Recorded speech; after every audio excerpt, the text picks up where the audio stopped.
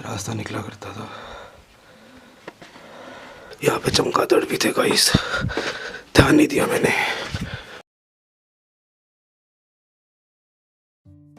इस वीडियो में मैं आपको लेके चलने वाला हूँ भानगढ़ किले और उसकी अनसुनी कहानी में।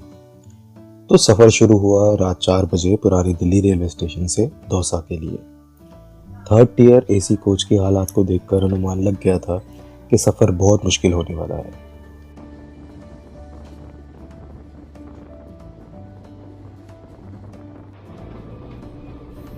सुबह 9 बजे ट्रेन दौसा पहुंच के मैं निकला बाहर बस स्टॉप के लिए।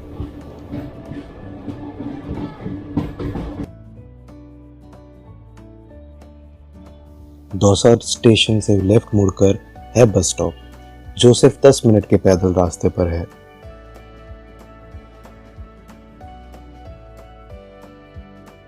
लेकिन जिस दिन मैं पहुंचा उस दिन बसेस की स्ट्राइक चल रही थी, जिसके कारणवश हमें प्राइवेट जीप लेनी पड़ी, जिसके लिए हमें जाना पड़ा सैंथल मोड़।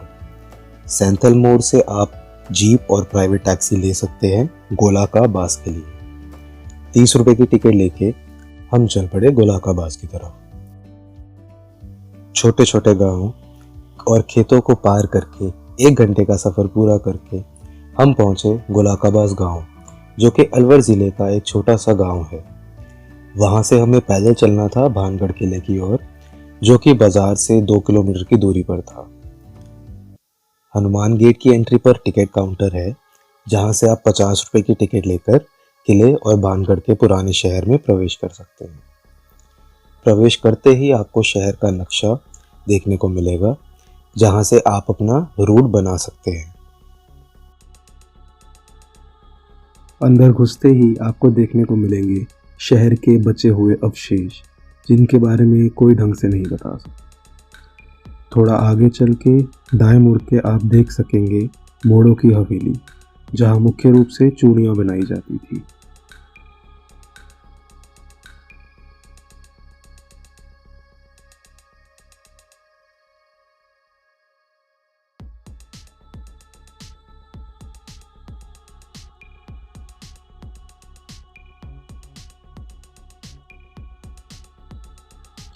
उसके बाद आता था जौहरी बाजार, जहां तकरीबन 400 से 450 दुकानें हुआ करती थी।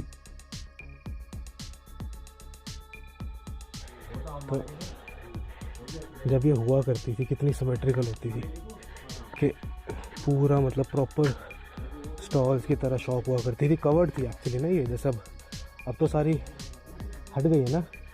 कवर्ड थी, कहते हैं 2 फ्लोर हुआ करते थे यहाँ पे। जैसे इसमें देख लो सीढ़ी भी है।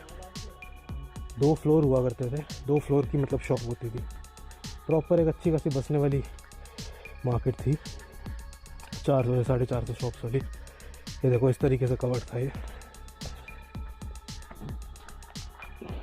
इस तरीके से कवर्ड हुआ करता था। अभी मैं यहाँ से एंट्री लेके आया। अब यहाँ पर 3 जगह है। अब प्रॉब्लम क्या है, एक तो स्मेल बहुत आ रही है, दूसरी जगह आप सुन पा रहे होंगे चमगादड़ों की आवाज़ यहाँ पे बहुत है।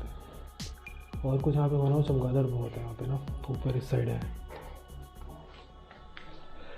इस शहर और किले की कहानी के बारे में बात की जाए तो रानी रत्नावती की कहानी सबने सुनी होगी, लेकिन मैं बताने जा रहा हूँ इससे पहले की कहानी, जो शायद ही कुछ लोग जानते होंगे। जहां भानगढ़ किले का निर्माण करवाया गया, वह स्थान योगी बालूनाथ का तपस्थल था। तपस्थल वही होता जहां तपस्या की जाती है। उसने इस वचन के साथ महाराजा भगवंत दास को भानगढ़ किले के निर्माण की अनुमति दी थी कि किले की परछाई किसी भी कीमत पर उसके तपस्थल पर नहीं पड़नी चाहिए। महाराजा भगवंत दास ने तो अपना वचन का मान रखा, लेकिन उसके वंशज माधो सिंह इस वचन की अवहेलना करते हुए किले की ऊपरी मंजिल का निर्माण करवाने लगे। ऊपरी मंजिलों के निर्माण के कारण योगी बालूनाथ के तपस्थल पर भानगढ़ की परछाई बढ़ गई। ऐसा होने पर योगी बालूनाथ ने क्रोधित होकर श्राप दे दिया कि किला आबाद नहीं रहेगा। उनके श्राप के प्रभाव में किला ध्वस्त हो गया। उसके बाद तांत्रिक तो सिर्फ एक जरिया था। हेलो सलाम सत श्री अकाल, आप सारा था की हाल चाल। तो आज मैं आपको ले आया हूँ भानगढ़ किले में। वही भानगढ़ किला जो कहा जाता है कि एशिया का सबसे हॉन्टेड जगह है, सबसे हॉन्टेड जगह है एशिया की। इसके अलावा अगर मैं बताऊँ तो और भी इसकी बहुत कहानियाँ हैं कि ये ऐसी जगह है जो बिल्कुल तबाह हो गई।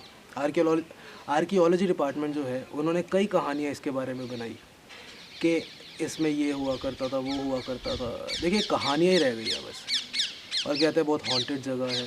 लेकिन ट्रस्ट मी, अब तक मेरे को जो देखने को मिला है वो सुकून है यहाँ पर, एक ना शांति है।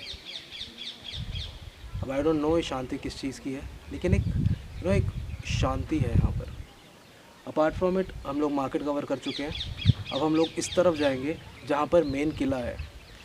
वहाँ पर कहता है अभी भी जिनों की पूजा होती है। जिनों को मतलब उनको वो किया जाता है सो दैट जो यहाँ के लोग जो थे उनकी आत्मा को शांति मिले, क्योंकि वो लोग दब के मर गए थे। तो चलिए फिर मेरे साथ चलिए,